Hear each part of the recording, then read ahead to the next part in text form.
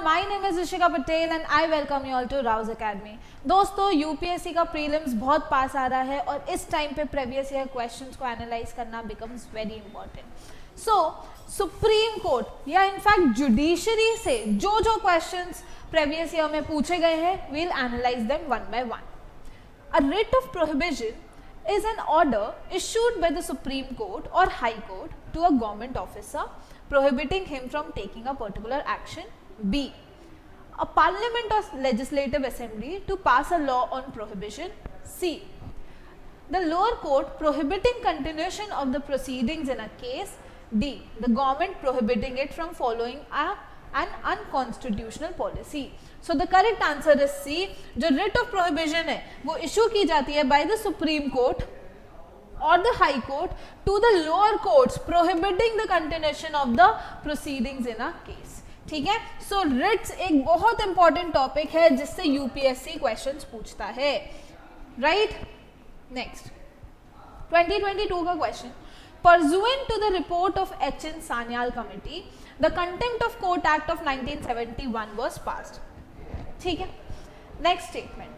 The constitution of India empowers the Supreme Court and the High Court to punish for the contempt for themselves. That is true है ना कि constitution of India empower करता है supreme court को, high court को कि वो punish कर सकते हैं कॉन्टेम्प्ट ऑफ कोर्ट के लिए. सो ये सही है. The constitution of India defines, I have already mentioned it multiple times, जब भी आ जाए ना define according to the provisions of constitution, the constitution defines. उस टाइम पे थोड़ा अलर्ट, थोड़ा अटेंटिव होना क्योंकि बहुत सारी चीजें ऐसी हैं that are not defined in the constitution. So third statement क्या बोल रहे हैं? Constitution of India defines contempt, civil contempt and criminal contempt. No, constitution define नहीं करता है सिविल और क्रिमिनल को. जैसे ही अपन ने सी एलिमिनेट किया अब आ गए अपन लोग ए और बी पे, है ना. इसका मतलब है कि अगर तुम्हें पता भी नहीं था ना कि अगर एच.एन. सान्याल कमेटी के रिपोर्ट के अकॉर्डिंगली कॉन्टेम्प्ट ऑफ कोर्ट पास हुआ है तो भी तुम जो है वो फर्स्ट ऑटोमेटिकली सही हो जाता क्योंकि थर्ड अपना एलिमिनेट हो गया है. ठीक है. चलो अच्छा, तो इसका मतलब है कि contempt of court act of 1971 has been passed. ठीक है. अब फोर्थ देखते हैं. In India the parliament is vested with the power to make laws on the contempt of court. अब देखो, अगर contempt of court act of 1971 आया है तो कानून कौन लाता है? It is the parliament. That means the parliament must be vested with the power to make laws on the contempt of court. नहीं तो contempt of court act of 1971 आता ही नहीं, है ना. सो फर्स्ट स्टेटमेंट से ही ये इन्फर हो जाता है कि फोर्थ स्टेटमेंट सही है. आए समझ में? So 1, 2 and 4 all the 3 are correct. So correct answer is B. तो कैसे क्वेश्चन को सॉल्व करना है ये भी बहुत इंपॉर्टेंट होता है एग्जाम में. Next, with reference to the writs. देखो फिर से क्वेश्चन रिट्स पे. सो आपको याद रखना है रिट्स बहुत इंपॉर्टेंट टॉपिक है. With reference to the writs issued by the court in India, consider the following statement. Mandamus will not lie against a public organization unless it is entrusted with a public duty. ये सही बात है कि private organisation के against में mandamus नहीं issue किया जाता unless and until it is entrusted with a public duty. It has to be a public duty, तभी रिट ऑफ मैंडेमस जो है वो इशू किया जाता है. ठीक है. सो 1 तो सही है. Mandamus will not lie against a company even though it may be a government company. That is not true. So सही गलत है. Second statement wrong. Any public minded person can be a petitioner to move the Supreme Court to obtain the writ of quo warranto. Quo warranto मतलब है किस warrant से आप इस authority पे बैठे हो, इस ऑफिस में बैठे हो. तो कोई भी पब्लिक माइंडेड पर्सन जो है वो रिट ऑफ quo warranto को ऑब्टेन करने के लिए सुप्रीम कोर्ट जा सकता है. ठीक है. सो third statement is also correct. So correct answer is 1 and 3 only. ठीक है. सेकंड ऑप्शन स्टेटमेंट जो था वो गलत था. Next, with reference to India consider the following statement. ये भी 2022 में. The government law officer and legal firms are recognised as advocates. So जो गवर्नमेंट लॉ ऑफिसर्स हैं, लीगल फर्म्स हैं, उनको एडवोकेट्स माना गया. But the corporate lawyers and the patent attorneys are excluded from the recognition of advocates. ऐसा नहीं है. corporate lawyers भी हो गए या patent attorneys, everyone जो है वो ये definition they are recognized as advocates. So this is wrong. So first statement तो गलत है. Bar council have the power to lay down the rules relating to the legal education and recognition of the law colleges. तो ये सही है कि bar council के पास power है कि वो रूल्स ले डाउन करे relating to the legal education, है ना. So 2 is correct. और ये थोड़ा सा जनरल भी देखने को मिल रहा होगा, समझ आ रहा है ना. सो करेक्ट आंसर जो है that is only B, 2 only. Next, with reference to Indian judiciary, consider the following statement. Any retired judge of the Supreme Court of India can be called back to sit and act as a Supreme Court judge by the Chief Justice of India with the prior permission of the President of India. ये सही बात है कि किसी retired जज of the supreme court को जो है वो chief justice of India call back कर सकता है with the prior permission of the president of India, जब बहुत ज़्यादा या तो बहुत ज़्यादा वर्कलोड बढ़ा है ना. सो या इस टाइम पे जो है वो सुप्रीम कोर्ट कॉल बैक कर सकता है.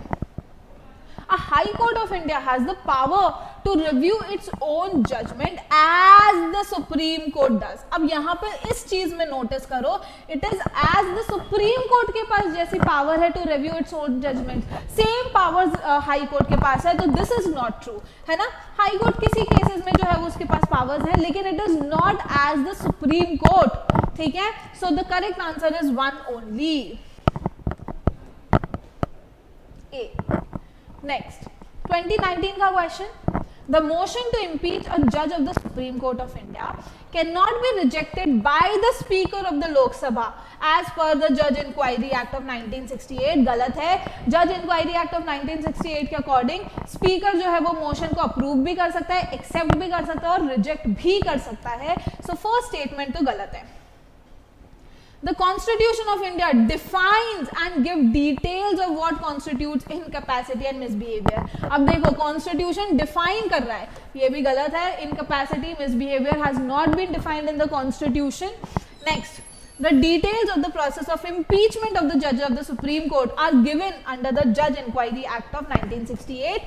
This is true कि जो impeachment कैसे होगा judge of the Supreme Court का, वो कहाँ पे mentioned है? Judge Inquiry Act of 1968 में. ठीक है. फोर्थ स्टेटमेंट देखते हैं. If the motion of the impeachment of the जज is taken up for voting, the law requires the motion to be backed by each of the house of the parliament and supported by a majority of the total membership of that house and not less than 2/3 of the members of that house present and voting. This is also true, है ना. सो ये तो सही है. सो correct answer की बात करें तो 3 और 4 जो है वो सही है. सो करेक्ट आंसर जो हो गया वो सी हो गया. ठीक है. सो थर्ड स्टेटमेंट सही है, फोर्थ स्टेटमेंट सही है, फर्स्ट 2 स्टेटमेंट जो है वो गलत है. सो करेक्ट आंसर है सी, 3 और 4. अब देखो next question. With reference to the Constitution of India, the prohibition or limitation or provision contained in ordinary law cannot act as prohibition or limitation on the constitutional power under Article 142. It could mean which of the following. इसका मतलब क्या है ना. तो ये इस question का मतलब क्या है कि कॉन्स्टिट्यूशन के हिसाब से कोई भी अगर प्रोहिबिशन या कोई भी लिमिटेशन, नियंत्रण लगाया गया है ना, और प्रोविजंस जो कि ऑर्डिनरी एक्ट में है, वो जो है वो प्रोहिबिशन के जैसे एक्ट नहीं करेंगे on the constitutional powers under article 142. What does that mean? तो let's see. The decision taken by the Election Commission of India while discharging its duties cannot be challenged in any court. ऐसा कुछ नहीं है. The Supreme Court of India is not constrained in the exercise of its power by the laws made by the Parliament. This is true. Article 142 के हिसाब से जो prohibitions है उसमें Supreme Court जो है वो constrained नहीं होती है in the exercise of its power, जो भी Parliament ने laws बनाए हैं उसके according. ठीक है. It is to render justice. So it is option B. Correct answer जो है वो बी है. राइट. नेक्स्ट 2019 का question. No high court shall have the jurisdiction to declare any central law to be constitutionally invalid. अरे आपने तो high court से उसकी पावर्स ही ले ली कि हाई कोर्ट जो है वो किसी भी सेंट्रल लॉ को कॉन्स्टिट्यूशनली इनवैलिड नहीं डिक्लेयर कर सकती. और देखो कितना एक्सट्रीम बनाया. जब भी गलत बनाएगी ना बहुत एक्सट्रीम बनाएगी. No high court shall have the jurisdiction to declare any central law to be constitutionally invalid. So this is wrong. High Court also have the power कि वो central laws को जो है वो judicially review कर सकती हैं, constitutionally invalid declare कर सकती हैं. An amendment to the Constitution of India cannot be called into question by the Supreme Court of India. अच्छा, क्या अमेंडमेंट को सुप्रीम कोर्ट क्वेश्चन नहीं कर सकता? नहीं, it can be called into question अगर बेसिक स्ट्रक्चर जो है वो वायलेट हो रहा है. सो correct answer is neither one nor